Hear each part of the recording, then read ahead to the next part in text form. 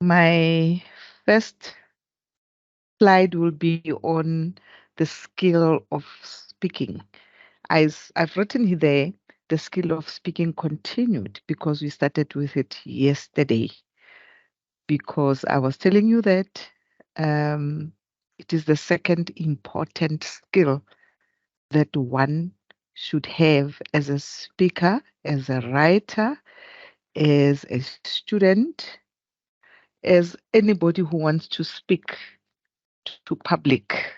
And I mentioned that when I say you speak to public is when you communicate with whoever, your lecturers, your employers, your seniors, any person you communicate with, you are in a public domain. When you want to talk to the public as in advertisement or as a journalist, you still have to be correct at all times. You are supposed to understand and know that you are the person who is conveying a message to the public. Another thing that I'm stressing is that whatever you are saying should be effective. It must show that you are communicating with knowledge. It must show that your skill of speaking is being refined and it will keep on being refined at all times. The skill of speaking is the ability to communicate effectively using verbal language. It involves the use of vocabulary, grammar, pronunciation, fluency, and body language. So far, since we started, we touched a lot on the grammar and the vocabulary. We touched a lot on the vocabulary and grammar.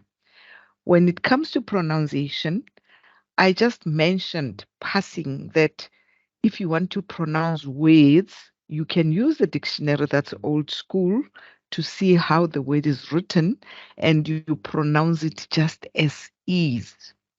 There are other tools, there are other books also that teaches you how to pronounce. The vocabulary, remember that pyramid that was starting with the verb and the grammar, how to use it. Tomorrow we are still going to continue on the grammar. But now I hope you get it in your mind that you understand that the skill of speaking is the ability to communicate effectively. And if your skill of speaking is not correct, you will not be confident to talk. You will not be confident to write. You will be taking time, submitting your assignments, submitting your work because you struggle to communicate. And what makes you struggle? What makes you struggle is because you don't have enough vocabulary. I've been stressing this from the beginning that you need to have vocabulary. Yesterday, I was literally saying this word, take it, it's part of vocabulary. Understand what does it mean. I even asked what effective means. Uh, when we say something is effective, you've got to understand what that is. It's part of vocabulary. The word ability, it's part of vocabulary. You gain your vocabulary with new words that you pick up every day. Some are not new, but you didn't know the meaning of those words. Some are not new at all. You see them every day. Remember when we were talking about awareness and advertisements and the writing on the billboards yesterday, we spoke about that very, very intensely, though we're struggling to hear each other. Now, pronunciation, fluency, and body language. Body language is very, very important because when I look at you, if you could have been looking at me now in the classroom, I'm a person who talks with My hands. I gesture all the time when I talk. I use my hands. I use my body. I move around. My body language tells you a lot that I want to be closer to you to understand what you are saying, or for you just to see me, to see my body language, that my body is relaxed. Right now I'm sitting down. My body language is relaxed, but because I'm using the earphones, my hands are busy. My hands are busy, even if I'm seated like this. Now, the word fluency. Can someone tell me what fluency is? Mapeo, what is fluency? Um, fluency, my own understanding is speak with ease, like not struggling. Not. Um, Mm. yeah, Continue. to speak uh, things that make sense, like things that are able to get attention. People are able to understand and are able to accept what you're saying. Um, yeah. Yeah. Yeah, that's fluency. When you speak without trying to find words from somewhere, trying to think what does this word mean, trying to, see if you put this word here and that word there, will it make sense? Will your sentence make sense? If you don't do that, that we say you are fluent, you are speaking with fluency. So you are free. You are opening your mouth, and the vocabulary is just flooding you up on what you want to say. When I started, I stressed a lot that we've got to guard against thinking in our mother tongue and try to. I'm sorry, I don't know where the sneeze comes from now. um, Trying to think, you think in your mother tongue or your uh, the language that you grew up with, even if it's not your mother tongue, and you try to translate that to English.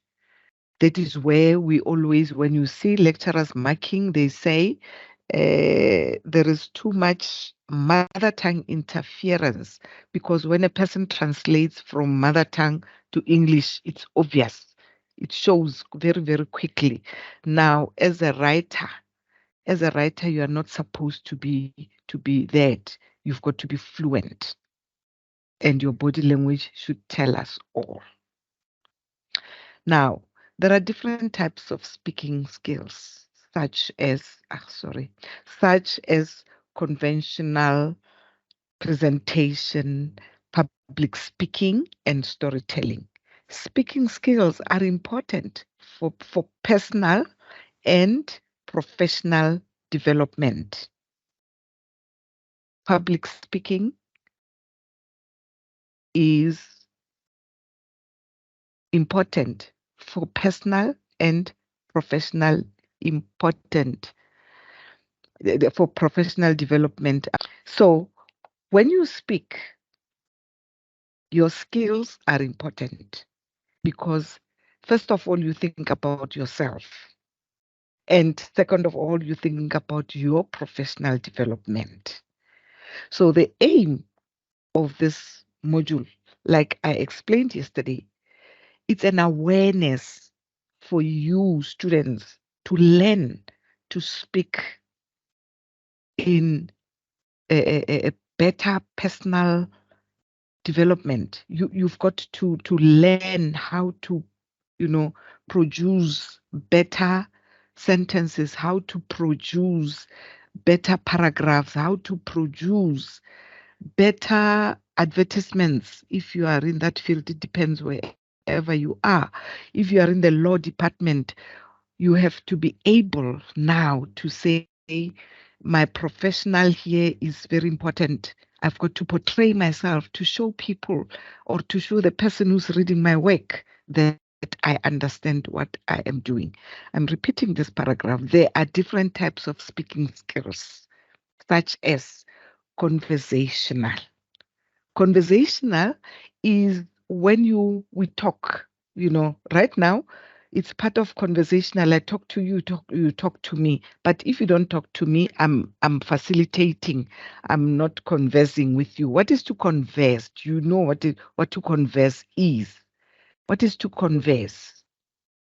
Having a two-way conversation where both parties are taking part into the conversation. So each party, they're listening to each other, they're responding to each other.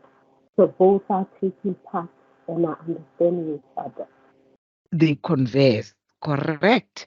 They converse. They talk to each other. One is talking, the other one will be quiet. They cannot both of them talk. There are people, sometimes you hear, listen to people, you find three, four people are talking at the same time. So you don't know who to listen to. Uh, you don't know who to address because all of them are trying to tell you something, just like children. Children in kindergarten, when they see their teacher, they run and they all want to say something. Same as children at home. When you arrive at home, being auntie, mama, whoever, when you get home, they rush, they want to tell you something, they want to greet you, they want to argue. There's no conversational interaction there, but there is communication at the same time. There is communication that is happening, and these people are speaking just by running to you. They are speaking with their body. They show you they are happy, they welcome you. You can analyze what they are saying or what they are doing by just rushing to you. Now, conversational is when two people or three people or more, 35 people, listening and talking to each other. How do they do that? They converse by waiting, waiting for one to speak, and then the other one will come and contribute to the conversation. And it continues just like that. Now, if you are developing yourself professionally and trying to develop this skill of speaking, that's very important that you should know. You've got to have what? A listening ear. That's the first one. The skill I started with. You've got to have this listening ear. If you cannot listen, you won't be able to converse. If you cannot listen, you won't be able to give answers to different people. You are listening. You are all listening, and you want to hear what I am saying, which is very important. Now, if you don't do this, you'll find yourself that when I ask question, you are just all over. You are lost. So to converse is very, very important, and you can only converse if you have a listening skill. It's very important. Listening skill. You must listen, and you must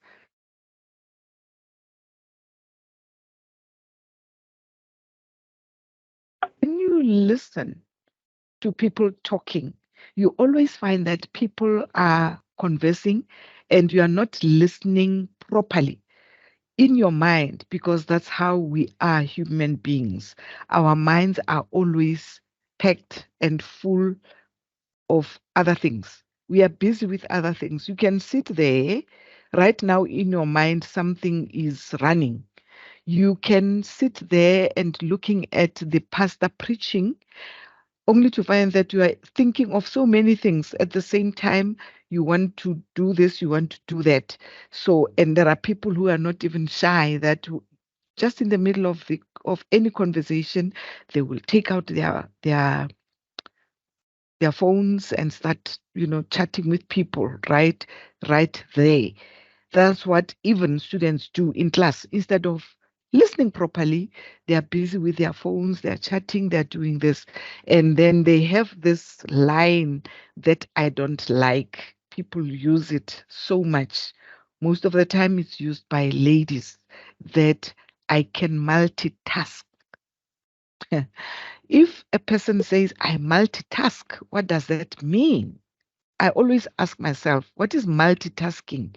Because now it's my time to talk to you. You've got to listen.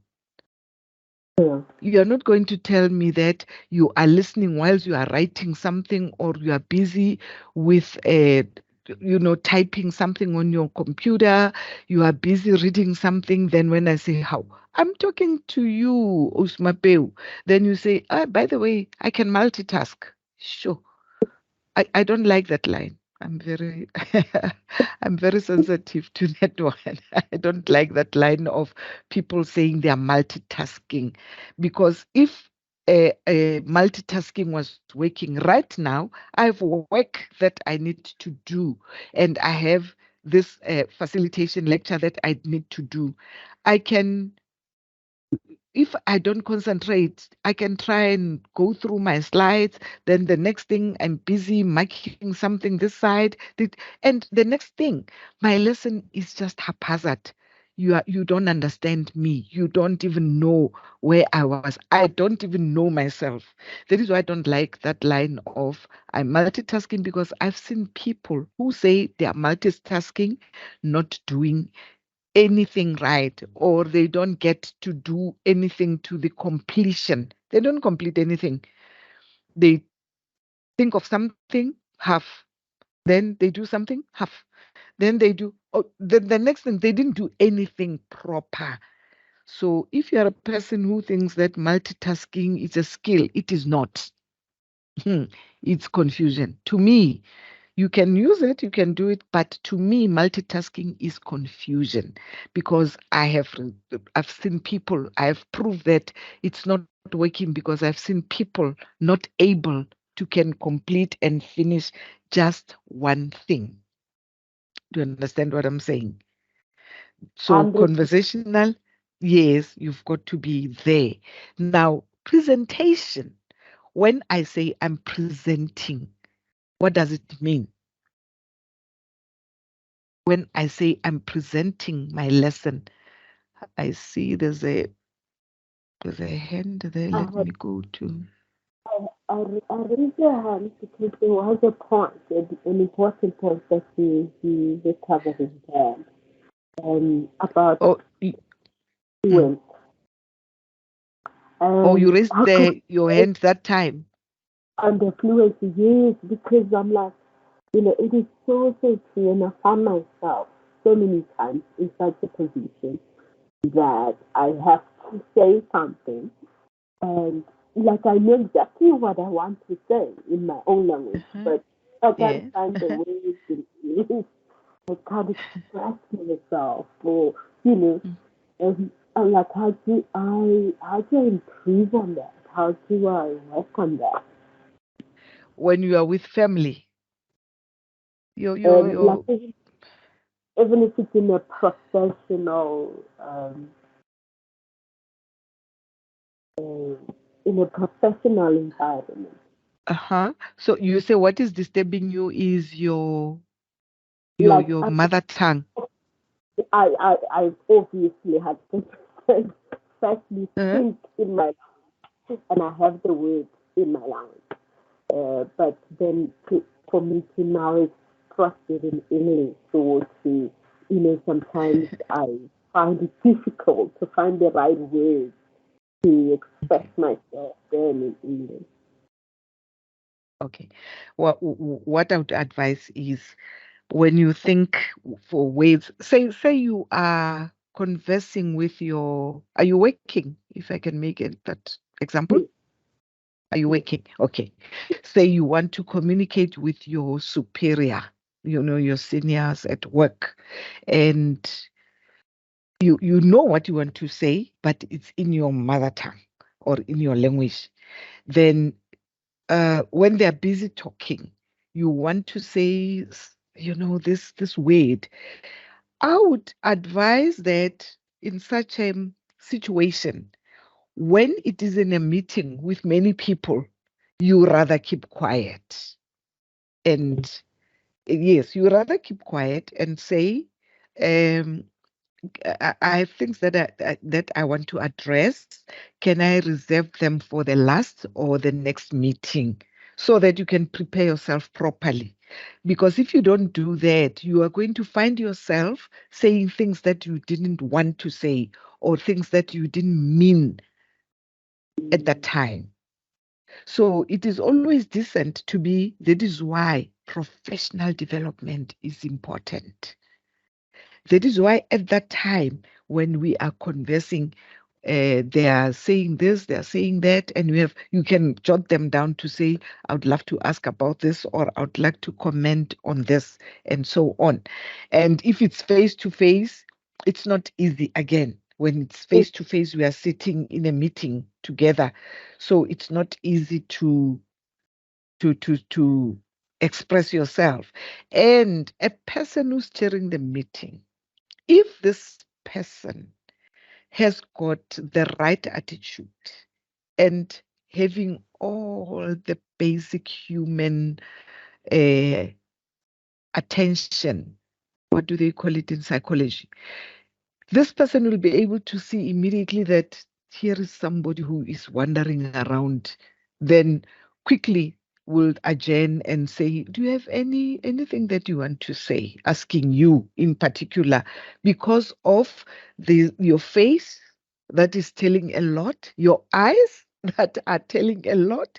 You are wondering. A leader will not miss somebody who doesn't grasp what he or she is saying.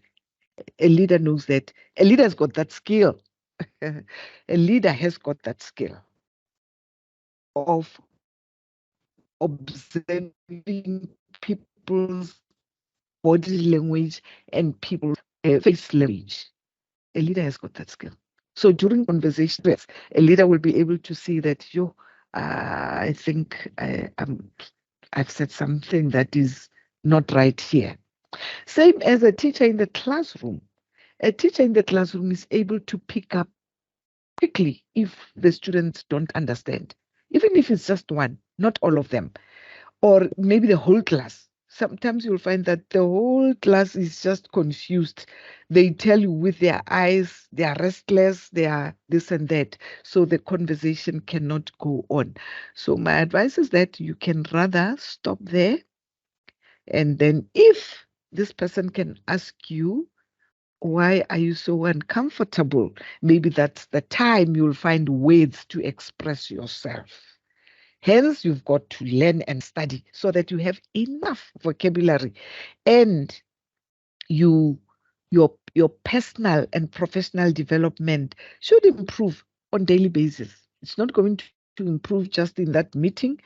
On daily basis, your speaking skills should improve. How do you improve it? You pick up vocabulary all the time. You make sure that when you read a line on anything, a piece of paper, notice, email that comes from wherever, make sure that you understand each and every word that is written there so that when you reply or you respond to the email, you are free and you are able to say, oh, this is what is expected of me. And this is more difficult when you are new at a job, when you are new, you are just being employed.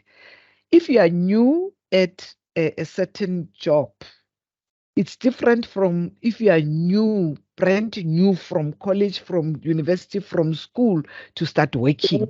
Those are two different things. Yeah, those are two different things. If I'm employed right now as a lecturer, I've been a lecturer, I know what to do, but I'm newly employed at UNISA. Do you understand what I'm saying? So I need to understand how UNISA is doing their things. I need to learn that it's not very difficult. So my professionalism will be easy. But if I come from college and I'm given a class, no one is directing me. I don't know what am I going to say. It's more difficult because now I have to deal with personality issues. I have to deal with character. I have to deal with the class that is facing me, or the lecture hall is full and I'm told I've got to lecture in that big hall. So and they are talking, they are doing, you've got to manage them, you've got to do this. So your personal and professional development is highly, highly, highly needed in such situations. Any question? If I move to the next Yes, slide. happy with that. I'm happy with that. Okay. All Mm, right. I'm thank moving. mm, I'm moving to the next slide. The relationship between language and culture. There are people that I earmarked in this group that are not here for this one because I picked up some few things there. The relationship between language and culture. You know, we are from different backgrounds. English is a culture on its own for us, you. and we have different languages. We talk about the relationship between this language and culture. Can you please go to the slide that you're now talking about? When we talk about the relationship between language, you ask yourself, which language am I we are talking about here? Which culture are we talking about here? Now we are busy learning English as a language. We are busy learning English as a language. Now we've got to know the culture of English as a language because English speaking people, first of all, their language doesn't make them to speak very loud. That's the example I can uh, Mm. cite. English speaking people speak soft. English speaking people speak with their lips closed. English speaking people, they, they are different from us. Some of us are from cultures that speak very, very loud. You hear a Molobedu talking like me. I'm a Molobedu. I've got a very high pitched voice naturally like that. Not to say I do it myself or what. Naturally, we are loud. Same as the Batswanas. They are loud. Same as the Basutus. They are loud. And you get the Zulus, you get the Xhosas. They are loud, but not as loud as other nationalities. Then you get the Zulu men. They speak with deep voices and they are not very loud, but they become loud when they get angry. You know, these are different cultures that we live with, and they are all our cultures. How do they relate with a language?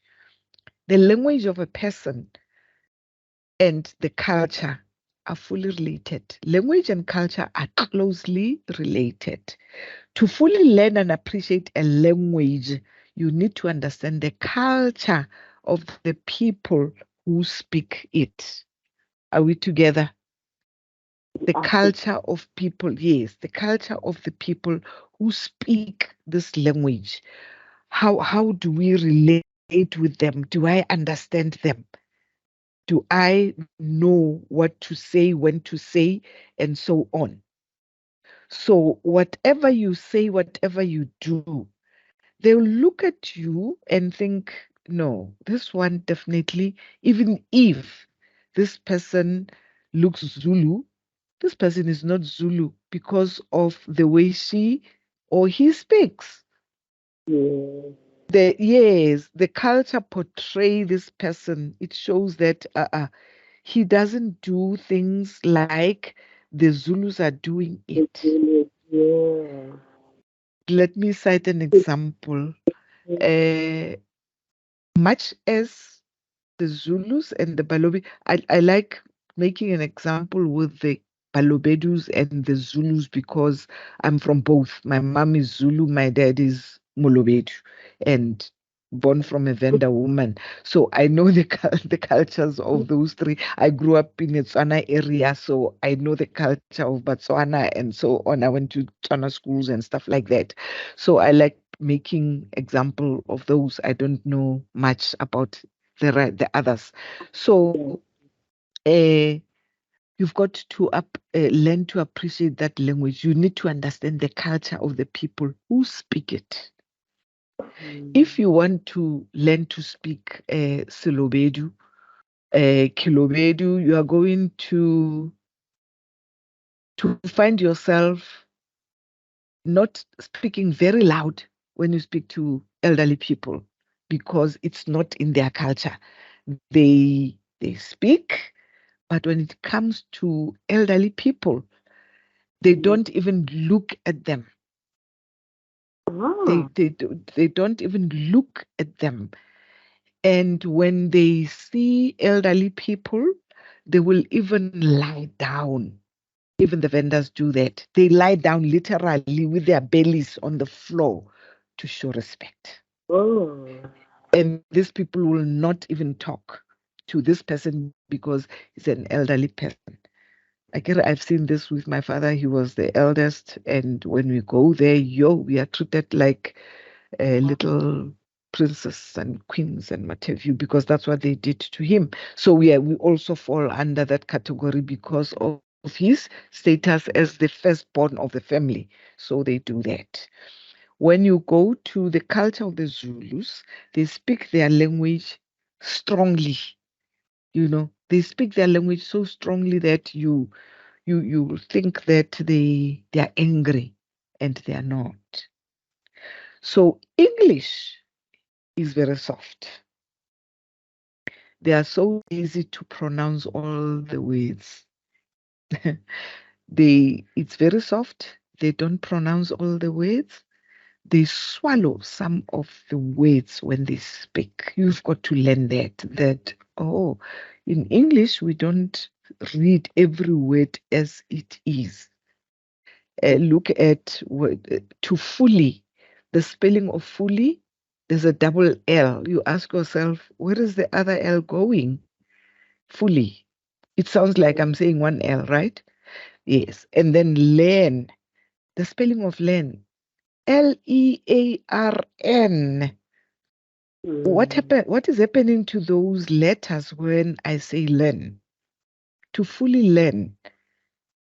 It's The like R is nowhere. not The required. Yes, the R is not there. Learn, the A is not there, but they are they are there. They are there. So you've got to learn the culture of their way of saying words, the way they write their vocabulary, the way they write their sentences, the way they write their grammar. That's very important. That's why we are here for, to learn all this so that we become better writers, better listeners, better speakers. So I hope you understand that. To understand the culture, it's very important. And as I said, English speaking, you don't shout, you don't speak very loud. Even if you stress a word, you stress it, but in a very, you are firm, but you are not shouting. Your voice is never loud in English. You're not supposed to be. Now, learning about different cultures helps us approach languages with new insight. Okay? It allows us to delve deeper into the meaning of words and expressions and helps us feel more connected to each other. If I speak your language, you are free to communicate with me. If I don't understand your language, That's a different story. difficult for us to converse. That thing is Mm. coming again. Can you Yeah. still hear me? Yeah, it was Yes, stopping I me. do. Okay. It's that It, now. it, all right. It was stopping me again, but it's back. I'm back. So if you delve deeper into the meaning of words and expressions and help us feel more connected to each other, there is nothing disturbing like when you get to a class of grade, say grade one. These Mm. little ones are from grade R. They never heard a word in English. Then they go to grade 1, and the teacher is English speaking, because that's what we do with our children. We take them and throw them somewhere where they don't know what to do. The teacher is English speaking. Then the teacher is trying to welcome the child. What's your name? The child just looks. No answer. Because now the what's your name? This child is from grade R. This child has been playing and using his own mother tongue. Nothing new was introduced to him or her. And now here it is, the first time, boo, there's a white teacher, white person trying to teach or talk to him. What's your name? The child doesn't know. Let me give you a little joke. The other time, it's about a month ago, one of my cousins called me to say there is someone who needs a job. This lady is from Lesotho, blah, blah, blah, blah, blah, blah. So where I live, we have a chat where we communicate our local, the estate stories, and yes. So I put it in the chat to say there's someone who needs a job, stay in, live in job. Anyone who's got that. Oh, this guy asked me, give me the telephone number of this lady, blah, blah, because they sent the picture and her telephone number. And then gone. I did my piece. So after some time, I checked with the gentleman. Did you manage to call her? Should I stop advertising her? He said, oh, you don't know. This person can't hear English. She couldn't answer a word. I laughed after dropping the phone. I just said, yeah, I could imagine a Sotho woman receiving this call and saying, ntate, uya jwang ntate, ha ke utlwe ntate." I just I just entertained myself alone because I could imagine this lady saying "Aku," and obviously the caller will end up dropping the phone because they don't hear each other. They can't communicate with each other. So that's the danger of not knowing the language, and you are in a different culture, and we've got to learn. The only snack with language that South Africans missed is that they were eager for us to learn English and Afrikaans, especially during my time, it was Afrikaans, learn it. And they were never eager to learn our language. Now they want to learn it. They never cared. There are few, well, in the farms, those of who can speak Sesotho, South Sotho. There are those who can speak Venda. There are few of white people who work with people who can speak in our language. They didn't lose out. But there are those who don't hear anything, even Dumela or Sawbona. They don't know. They just become pink, not knowing what to say. So when you approach the culture of a person and the language, those are the little things that you need to know so that you delve deeper into the meaning of the words that this person is going to communicate with you. When I receive something from someone, I don't just stretch my hand and grab.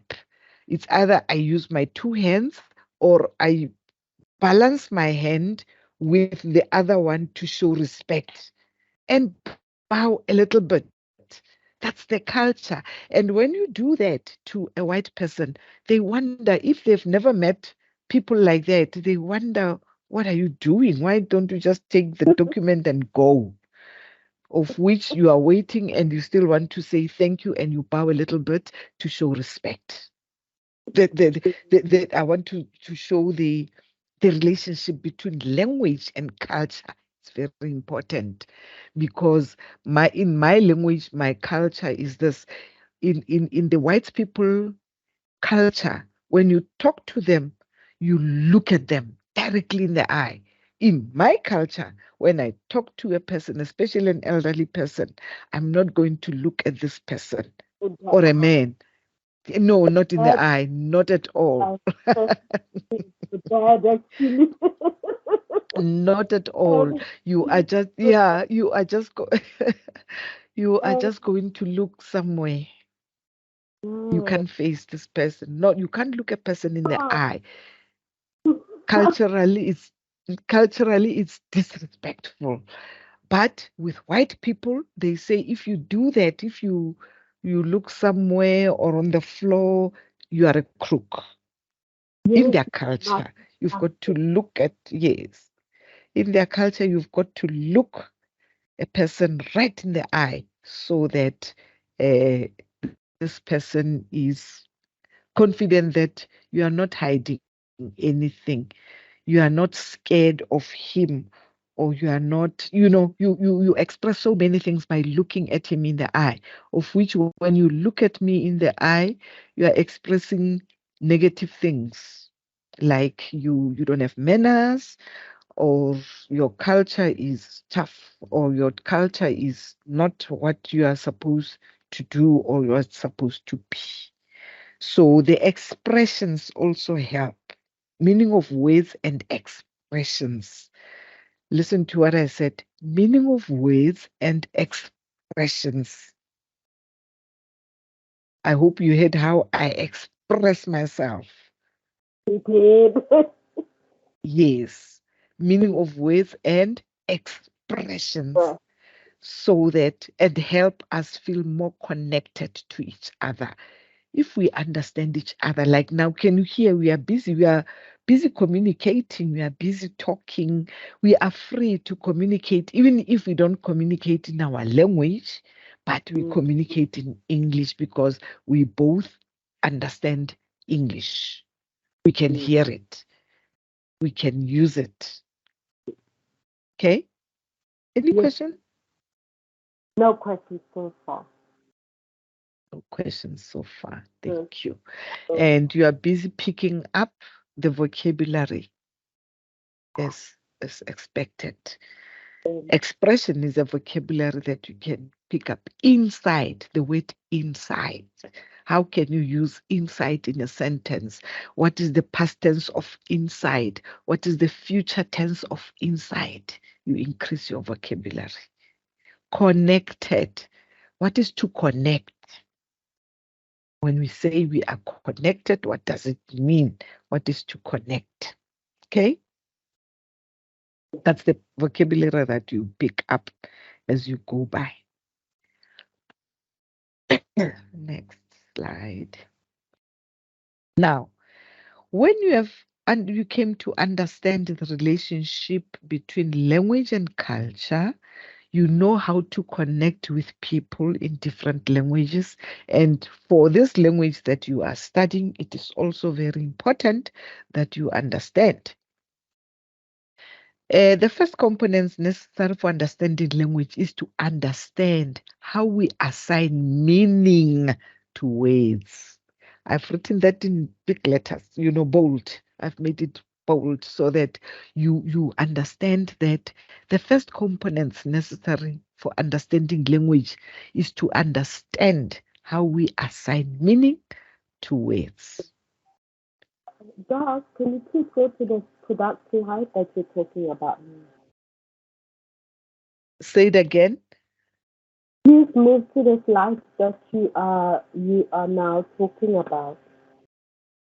I'm here. I, I've said it. uh, You don't see it's it. still, yes, You it's don't see still my slide 3. you don't see my slide. We are. I can still see slide 3. Yes, now we are on No. Oh, 4. you are still in slide 3. I'm on Yeah, slide it's fine 4. now.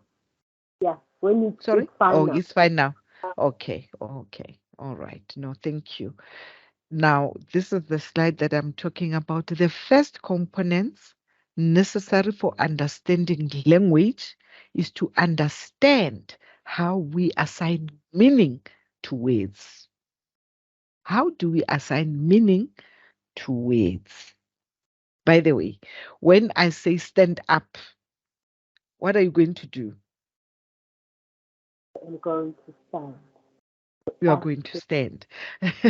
You're going to stand oh, because you have assigned meaning to what I am saying. Stand up. yeah. So you assign meaning to words. That's how you understand language. But if you cannot assign meaning to words, you cannot say you understand language. I've just given you the scenario of this Musutu lady. Yeah.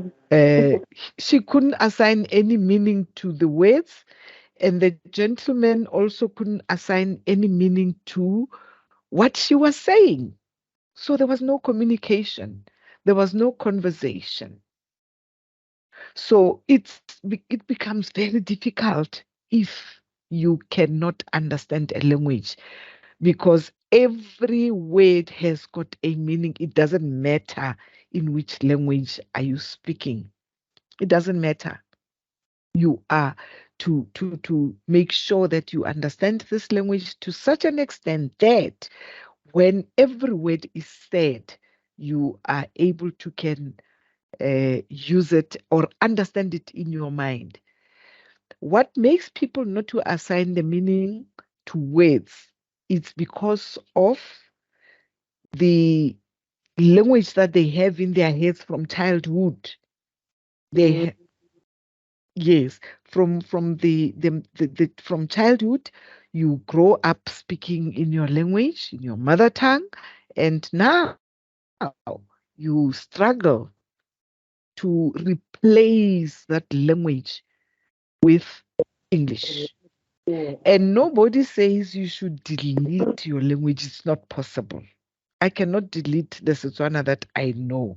I cannot delete the a bit of Silobedu that I know. No, no, I cannot do that. But I can just not think in Setswana when I'm speaking in English. You train yourself because of the vocabulary that you pump in your mind, in your head. You pump vocabulary. And vocabulary, you don't just pick up words and put them in your head. No, no. When you say inside, you've got to know what does inside mean? How can you use it? That's how it's going to be in your mind. That's the only way it's going to be in your mind. But if you just put the word there, you'll be like a person who just writes. You know, there are people, even politicians, when they talk, they try to impress. You ask yourself, why is he using difficult words for public? Because public needs to understand what the speaker is saying. So if I don't understand what you are saying, how am I going to execute what you are saying? Another vocabulary, execute. I've got to understand what you are saying so that I can be able to use or to execute what you are saying or to understand that I shouldn't do one, two, three because of this and this and this and that. So assign meaning to each and every word that you hear, and that will make you understand the language and it will make you construct sentences. It will make you construct paragraphs after sentences. After paragraphs, you are able to write essays. After essays, you are able to write your research answer if you are there. Mm. A- Any question No questions so far. or clarity? I,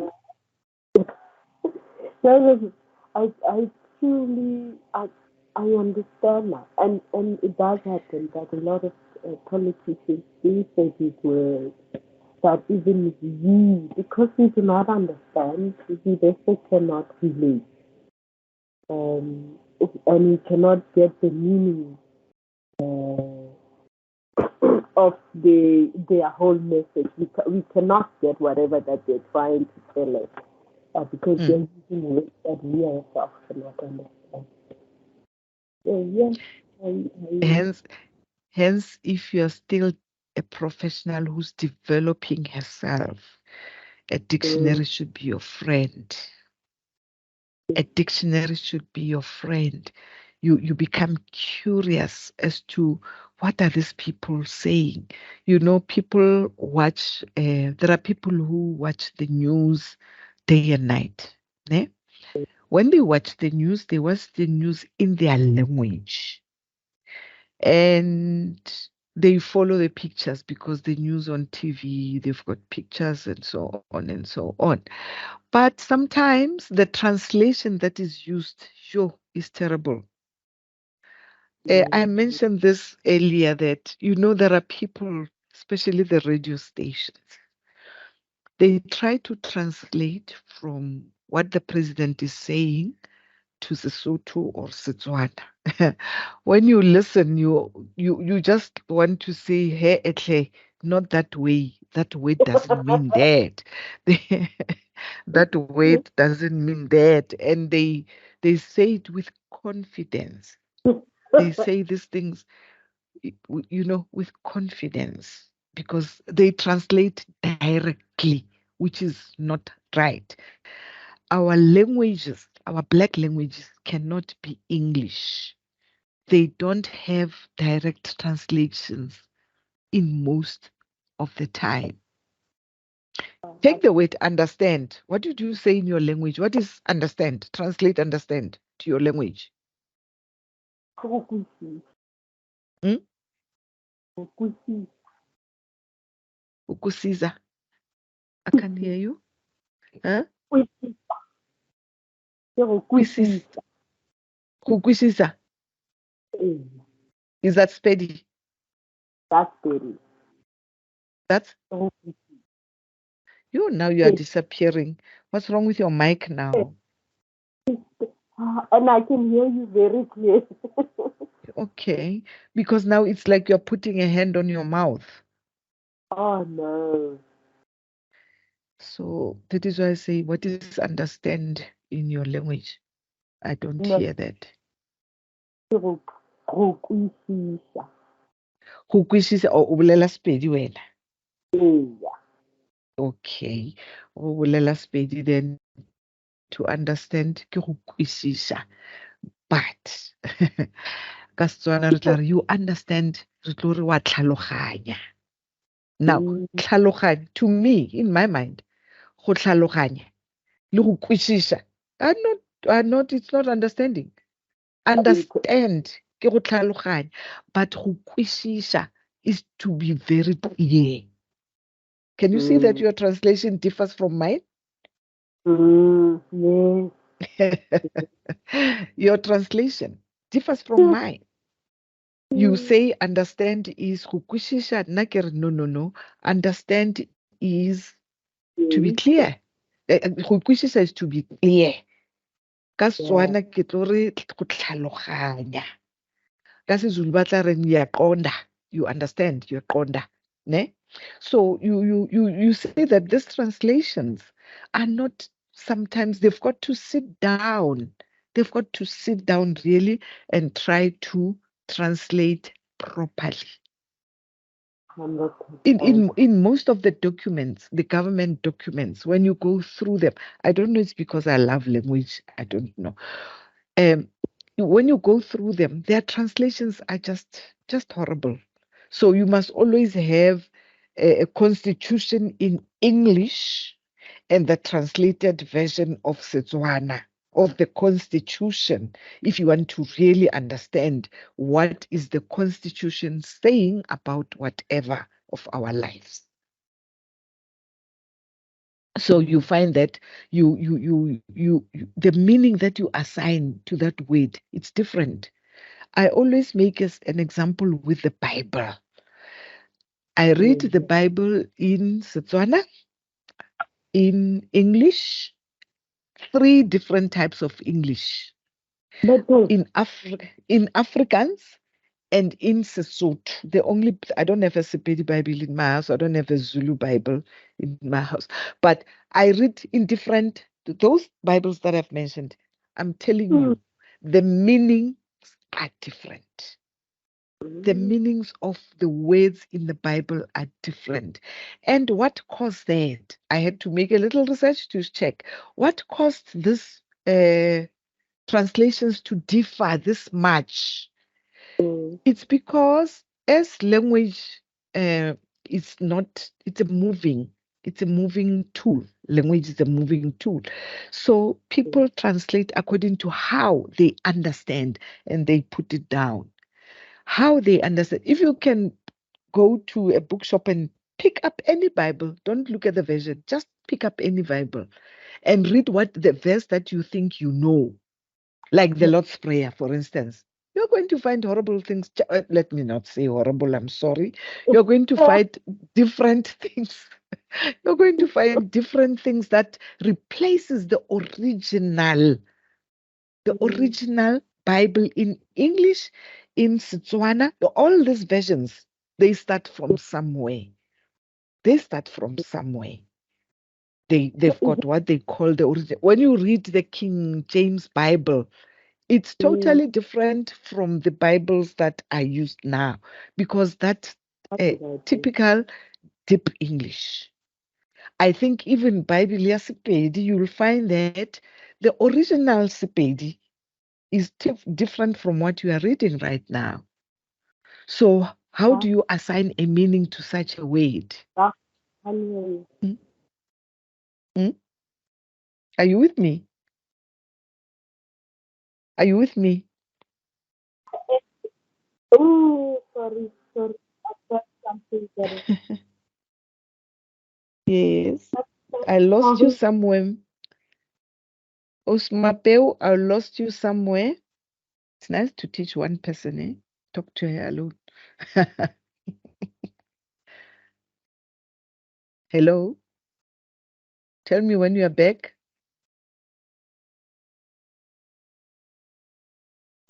I am back, Doc. You Sorry. are back now. So Okay, I had okay, heard something I shouldn't have.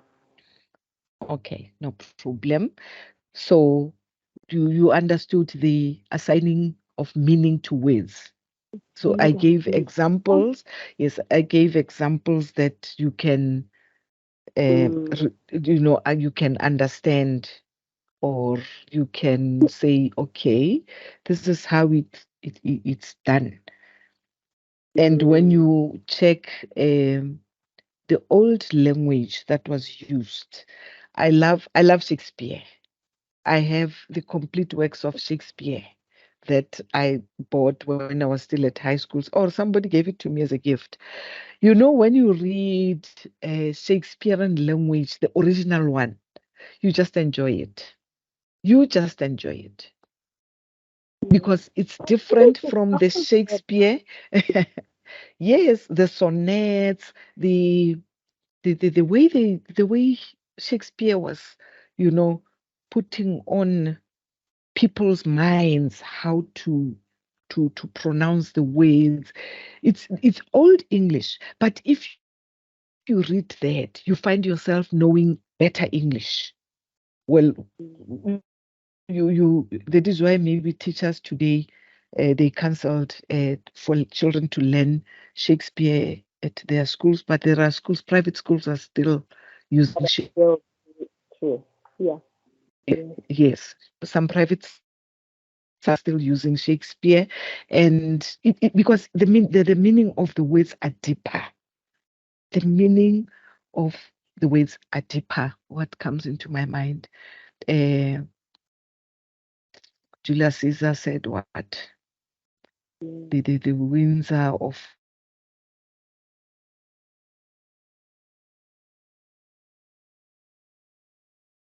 whatever. When you go to the movies, doing it the Shakespearean way, you understand the movie better than the book. Correct.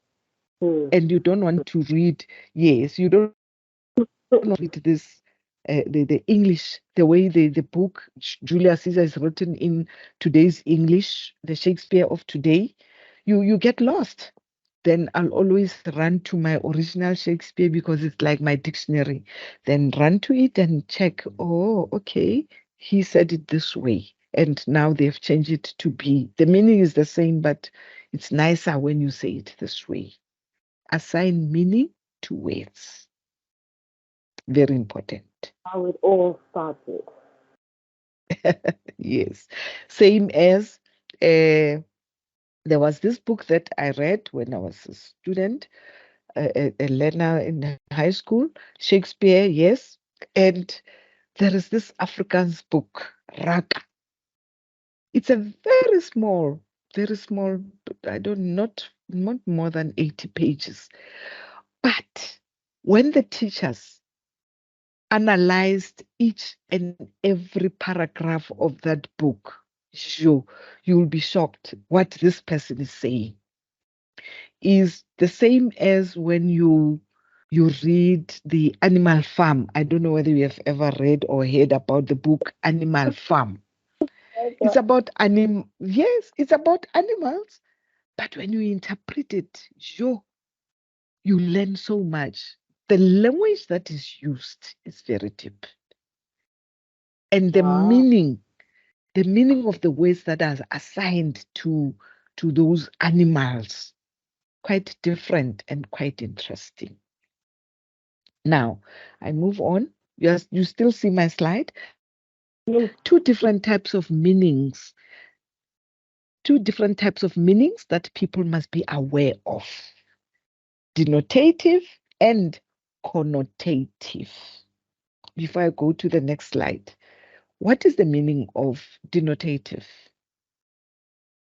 Yes, I both of you with You don't know? me. Denotative or connotative? Ah, you with. No clue. Okay, let's move on. Let's teach you then. Denotative meaning is the specific meaning associated with a word. Okay? The meaning of the word is associated with a word. Are we together there?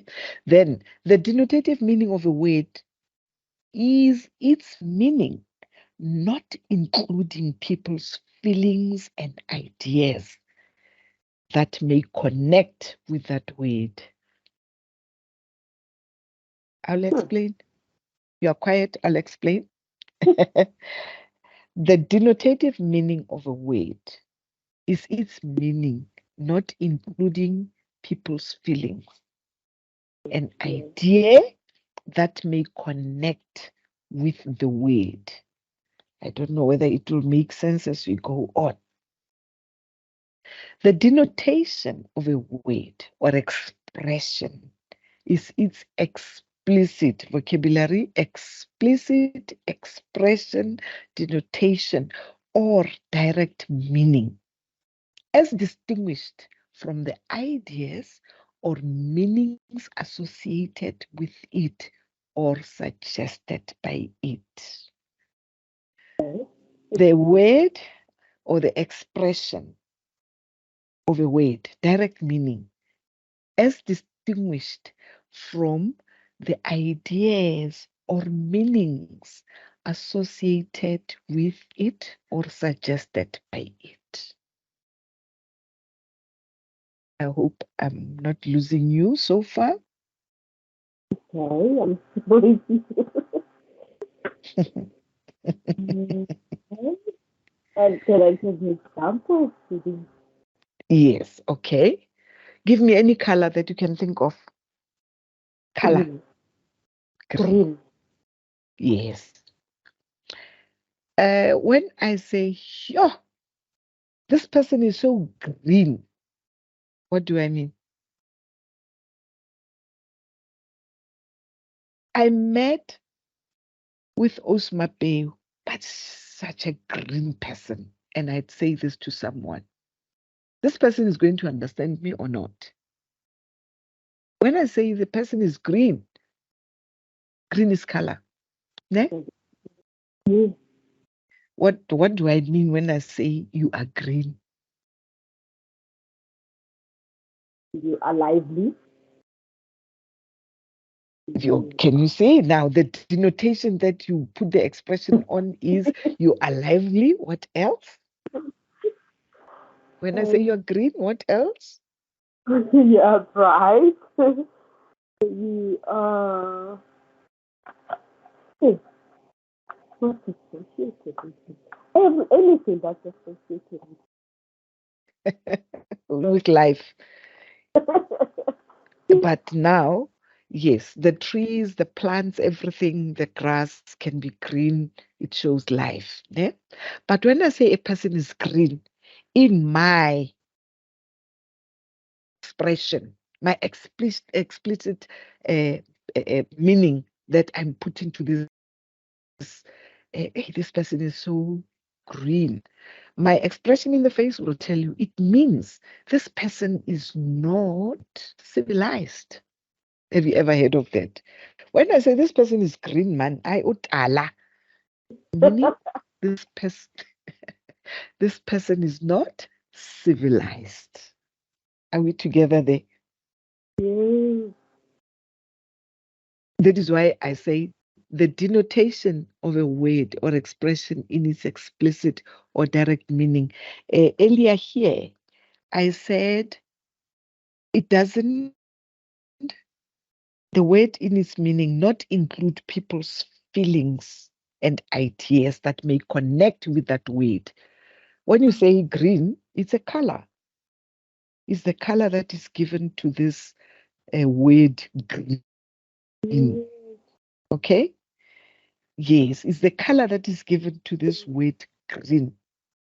It's a specific meaning. Green, blue, yellow, that's the color. Eh? But now, again, the word in its meaning, not including people's feelings and ideas that may connect with that word. So when I explain here to say the denotation of a word or expression in its explicit direct meaning, as distinguished from the ideas or meanings associated with it or suggested by it. Now, what I've just said, this person is green, then your connection is that this person is alive, this person is growing. Then I come with the negative one. I say this person is not civilized. That is why I say the person is green. It's not right to say or to use the color green to a human being like that. That's insultive. You've got to understand that in different languages, they have, all languages have different expressions and different meanings of their words. They have different ones. So, simply put, a word denotation is what that word means or directly represent. The meaning of denotation becomes clearer when it's contrasted with connotation. You sometimes see denotations and connotations of an incident or of words. People use words differently. People use words differently and some wrongly. People use linguistics in a very wrong way. When I started this module, I said to the students, guard against what you are used to do, writing in an SMS, in a WhatsApp, in an Instagram or Facebook language. We don't Yes. want that here. We don't want that here. So it's a pity they are not. Because yesterday I was cautioning that they were using you when they were writing on the chats. They were using exactly the same things that I was Want them again. explaining that you are not supposed. Yes, you are not supposed to do that now that you are learning to develop your professionalism in speaking, in listening, and in writing. So you've got to try and refrain Teach yourself, because that's the only way you will get used to write properly, by not using the syllables instead of words. Use words. When you say you, use YOU, not you as a letter, and you say you're saying you to me. You don't do that.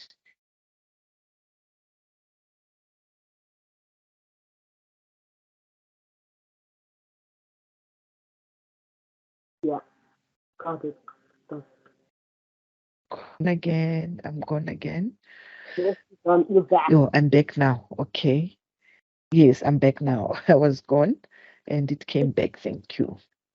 So when you present yourself and you still do that, that is why this module came up, to show our learners, because today's learners, they they are even lazier than the English speaking people.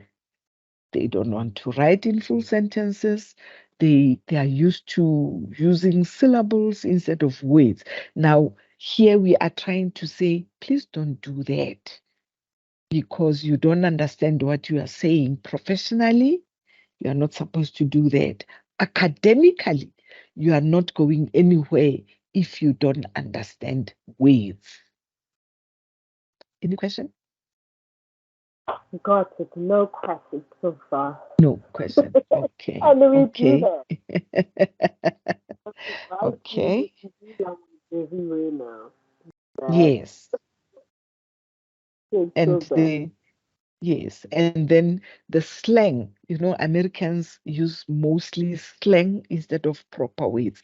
We South Africans also, we have the tendency of using slang instead of words. We mix Afrikaans words and English words, then we say something, and we say there's a language called Sipitori. Mm, And we say that yesterday I mentioned about the different Zulus. Mem has sent you the slides, yesterday's mm, slides. So you'll see that I made mistake. I made an example of the Zulu language, that it's in different areas. A person who comes from KwaZulu Natal speak a different Zulu than the one in Gauteng, or one in, yes. Say it. yeah. Same with us What were as you well. saying?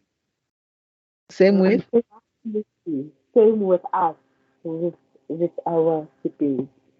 Yes, Sepedi is corrupted also. The Yeah, Sepedi in Petersburg is different from Sepedi in Leboakgom. yeah, Sepedi in the deep rural areas, it's yeah, different. The people in Hamujaji, yeah, they say they speak Sepedi, but they speak Kilobedu, and they say that Kilobedu is Sepedi, because yeah, there are no books in Kilobedu, so they end up using Sepedi as their language, but it's corrupted because their accent, I taught about accents yesterday, because their accent is different from ordinary Sepedi. Kilobedu, it's yeah, always interfering with them. But when they go to school, they have to learn in Sepedi. The people in Potgietersrus, they speak Sepedi, and they are mostly in the Ndebelers there, by Sumail. But their Sepedi is something else. It's getting more and more corrupted as it comes up to the south. Are we yeah. together? Yes. Interesting, So yeah. so so mm, so when you try to write words in English, guard against such things, that you, by the way, more I'm talking to this person who thinks that Sipitori is a language, and it's not a language. It's just a corrupted language, a mixture of whatever. Mm, When you go to Soweto, yo, there are zongas, there are vendors. It's a mixture, it's a mixed bag also of different people talking to each other. Nowadays, there are Shonas also. People from Zim are speaking their own language. Our people are trying to learn their language also, because the Zimbabweans, are trying to become South Africans. So they learn Zulu and Venda very, very quickly. Venda. Yes. Because the Shona language, yes, the Shona language is very close to Zulu. And then Ndebele, no, is it, or I'm mixing them, I'm not sure. Then Ndebele language is very much close to Venda. So they grasp very quickly. So that is why they speak Zulu in no time. In 3 months' time, when they're here, they speak Zulu like they've been here forever. Oh, and I was thinking maybe because they pass through Limpopo and they spend some time and then they come. That's how No, they. partly is that maybe they get stuck in Limpopo for some time, and then they mix with Pedi speaking or Venda speaking people. But their Venda is very, very refined when they speak their language, Shona. It's Shona that is close to Venda. And from Matebele land in Rhodesia, those who belonged to Nkomo's party, they speak Zulu. So it's quite easy for them. Their language, they understand quite easy, and they connect and they become members of the community quite easily. But we cannot learn their Shona. I don't know why. I've never heard South Africans who are speaking Shona. Even women who are married to Zimbabweans, they don't learn Shona. They speak English. They communicate in English. They communicate in English. Yesterday, I tried to explain why English all the time, all the way. You go global wide. English is always there, and English is always spoken. If you get stuck in China, you can speak in English. Somebody's going to hear you. So if you stay there for some time, you can. Afternoon, is the meeting sound okay, or it's my device? I don't know. Where are you from? Okay, let's check what is happening there. Chat.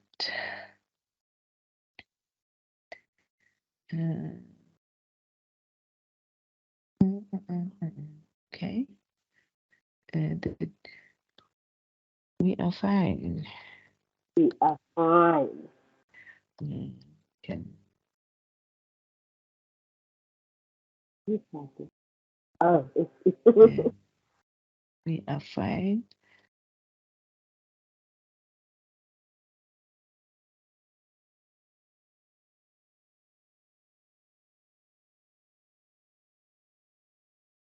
Maybe because we started late yesterday, they think that we found that. that's correct. Yes, I've just sent that. Then we can continue. Yes, so I've explained the connotation and the meaning of words. You say there is no question. I move on to the next slide. Yeah, because all the slides, I prepared them knowing that we are, if the class was bigger, we would discuss a lot, because I expected quite a lot of questions out of this. Connotative meaning. Connotative meaning is the idea suggested by or associated with the word, right? It's the same as the notation. Remember, let me quickly go there. Let me remind you. Denotation of a word is the expression, okay? Yeah. A word denotation is what word means or directly represent. Then I asked you for an example, you gave me green. Green represent whatever. Now, the connotative meaning is the idea suggested by or associated with a word. Say, it is an idea of feeling which a word invokes for a person in addition to its literal, another vocabulary, literal or primary meaning. primary and literal. That is primary or main. You can say it's a primary or the main meaning, but it's good. When you say the main meaning, that doesn't sound right. I want to make you aware of these English words. The main meaning of the word is this. We don't talk like that, but we say the primary meaning of the word is this, or the literal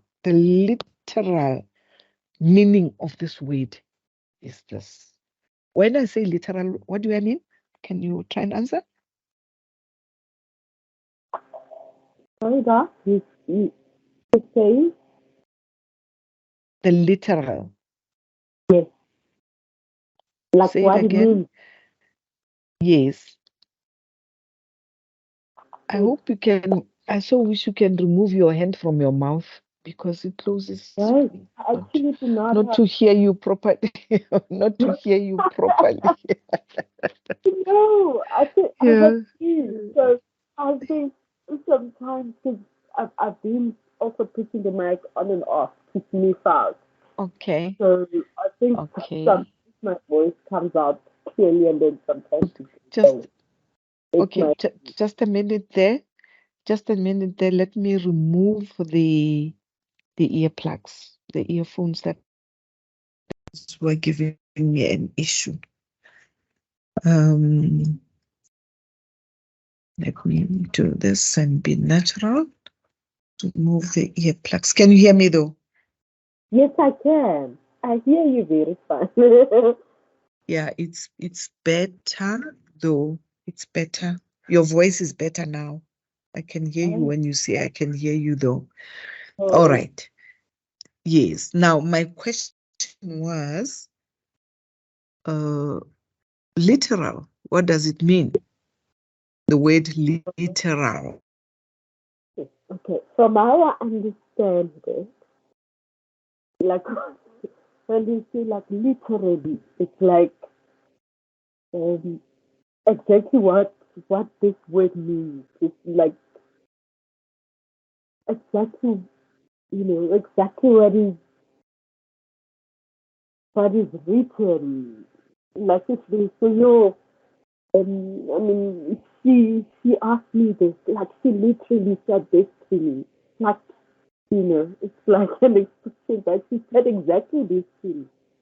The same way I'm saying it, she said it the way I am Yo, saying it. Patung. I lost. Yes. I was lost. Now I'm back. Yo. Oh. It's been pushing me out. I'm sorry about that. Literal, what does it mean? It means exactly how can I say, exactly what is said or what is written, like exactly, I don't know how else to explain it. Yes. Because it's like Yes, literally, it's mm. yeah. Um, okay, help me out. All right. Okay, but you understand the way you explain, you understand literal as is a literal as the primary meaning. So connotative meaning is an idea or feeling which a word invokes. What is invoke? What is to invoke? Invoke to rise that thing in you, to how do you, like to awake that thing in to to raise something. Exactly, to awake something, yes, to awake something inside you. It invokes you. It gives you life on something that you know of, that is inside you. What example can I use? Death is not a nice example. I don't like it. Happiness. But let's see the example that I've given here. The word discipline has unhappy connotations of punishment and repression, right? Mm. The work functions both by analogy and by connotation. My second example, the work functions both by analogy and by connotation. Look at the word discipline. The word discipline has unhappy connotations. The unhappy connotations of discipline are punishment and repression. But what is the opposite of discipline?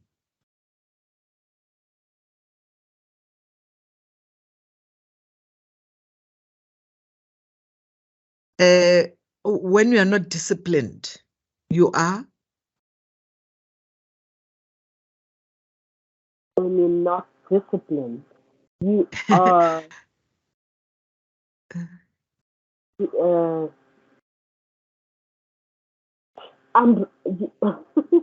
Ill-disciplined. You are ill-disciplined. Yes, you are not. If you are not disciplined, you are ill-disciplined. Yes, ongeskik. Yes. So you yes, you are not disciplined. Now, if you are not disciplined, we know that the results, né? The results of discipline, that is the connotations, are not happy ones. That is the connotation of discipline. What are the results of not being disciplined? It has unhappy connotations. Can you see that the connotations we cannot touch, just like the denotations, we cannot touch them, we cannot, it's only that the denotations, you don't add feelings onto them. That is why a color, it's more relevant example. Okay. Let me give another example of if a person is, the word discipline, the word punishment, for instance, the connotations of punishments, the same word punishment, connotations of punishment can be to be beaten up. They have unhappy endings. Then, okay, let me read this one. Connotation is an idea or feeling which a word invokes for a person in addition to its literal or primary meaning. I repeated that up. Can you see the second second sentence? I repeated it down there so that you understand what connotation is. It's an idea or a feeling that invokes something for a person in addition to its literal or primary meaning. That is why I avoided to use death, because that's the very right and the correct connotation that one can use, because, or accident. The connotation of accident is what? Death, injury, sickness. Do you understand? The connotation of accident, it's injuries. The same as discipline, the connotations has unhappy connotations of discipline is punishment and repression. The connotation of death is what? You will experience injuries, or no, accident. You will experience injuries, you will experience death. You will experience pain. Those are the connotations that are invoked inside me when you talk about accident. I'm already thinking of, sure, somebody dying, thinking of hospital, thinking of injuries, thinking of pain. Are you with me, Ma? It is. Yes. Are we going somewhere? Okay, let's take an easy one, the last one, the last example. The word home has a connotation of warmth and security. while the word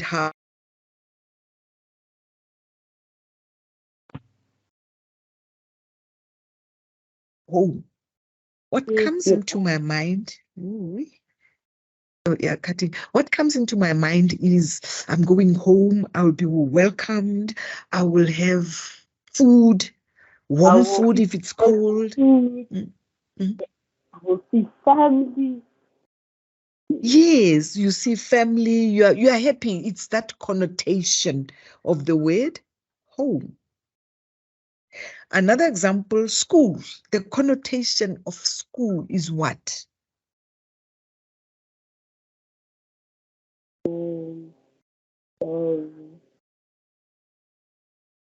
Learning, School. friends, Yes.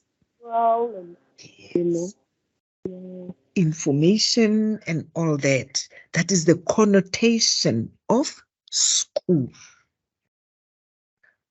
Are we understanding each other? Are we helping each other here? Understanding each My other. special student alone.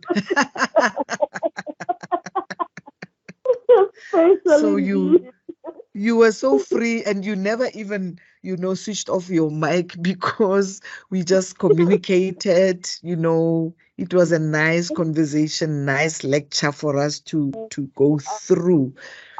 And I really enjoy it. Yeah, because you were participating. Imagine if you are alone and not participating. I'd be frustrated.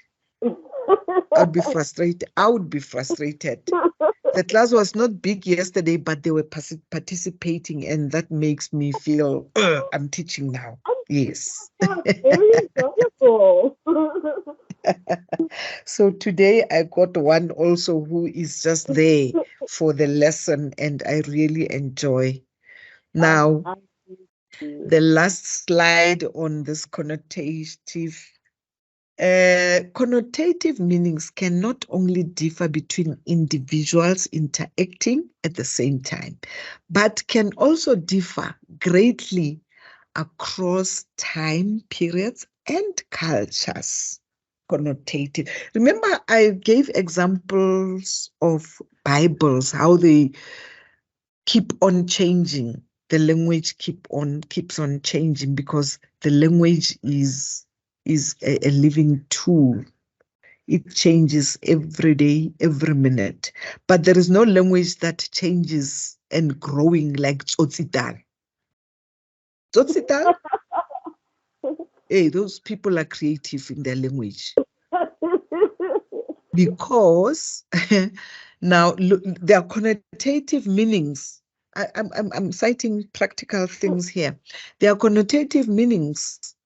They were calling girls when we grew up, Kimtigini. Mtigeni. I don't know whether you have ever heard of that. Kimtigeni. Then as time goes on, Medi waka. Medi. It's another meaning. Yes, maybe at least you know about it. Then cherry yaka. Yes, ke bo cherry. Yes, and then matsatsinyana sepitori ke motho. Now motho goes to both men and women say ke motho, and then males also say ke motho.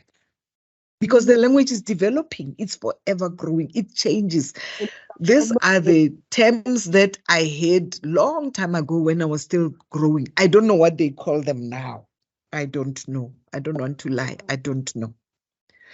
I don't know what they call them. Maybe I should ask my sons in love. I should ask them, what do they call them out there? They will also say, Ma, we have been out there for a long time. So connotative meanings can not only differ between individuals interacting at the same time, but can also differ greatly across time periods and cultures. That's the message I was giving you, that they change greatly. They don't just change and get stuck there. They move. Between individuals, they interact at the same time. Cherry is a common one that was there all over different times, maybe until now, I don't know. And they go with times and cultures. It's actually been a while I've heard that word. The cultures changes also. Yes. Mm, Now, ultimately, speakers should attempt to have a working knowledge of how their audiences could potentially interpret words and ideas to minimize the chance of miscommunication. Because people listen to words and they interpret them because they put the connotation of their meanings, which are different from what I am saying. mm, Then you end up going to apologize. No, I was interpreted wrongly. No, I was taken out of context. All these things come from that. When you hear such a thing, you read about it, you go back to the speech or to what the person has said, that why people are screaming. Then you check, oh, okay. That is why they are complaining, because this sounds barbaric or this doesn't sound right. Ask me questions, ma'am. yeah. um, yeah, no, I don't have any questions because along the way I got to ask and you got to answer.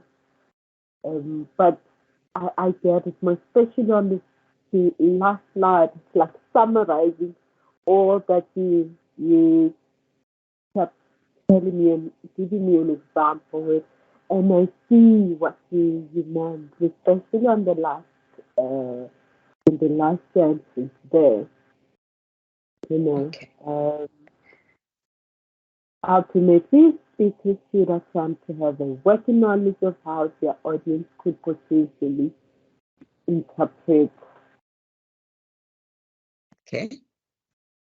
You interpret recapped you recapped the lesson on your own. Thank you very much. words. You don't have questions and clarity. But if you have something that can come tomorrow or whatever, tomorrow I still have a lesson with you. Oh, definitely. This lesson will be available again tomorrow, but we'll be dealing with grammatical word classes.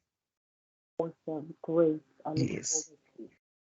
Because if you can see, we skip quite a lot. We skip quite a lot of things like where's my like the phrases, the clauses and sentences. So I go about trying to summarize what needs to be touched, what needs to be handled. Okay? Yes. This will help me a great deal. Okay. I would, because I can see how much this will help me in just even paying attention to the things that I never did before. When I Mm-hmm. commute, when I am around people of different cultures, and because Mm-hmm. some of the influences that are actually impacting us in the language, Uh-huh. and Mm. I never paid attention to. It's very, I think for my fellow African people, it's very easy for me to say, oh no, I understand. That's why she couldn't hear me because she's not Mm. really out there. But when it comes Yes. to English people, I did not even take that into consideration. Uh, Um, uh. different of their cultures themselves, but that's why they're also different as well and they communicate Mm. different. So, Yes, yes. Now you know why. how yes. to use how to use the language. We went deeper, though not very deep, but I touched on it also. Yes. So that's what I went to today. It has already, like light light in the bulb in my mind to say, hey, this is also one of the things that you're not paying attention to, you know. So going Uh-huh. forward will help me to also apply that, considering severe. So, thanks Yeah. for that. Thank you very much. Thank you for attending and thank you for participating.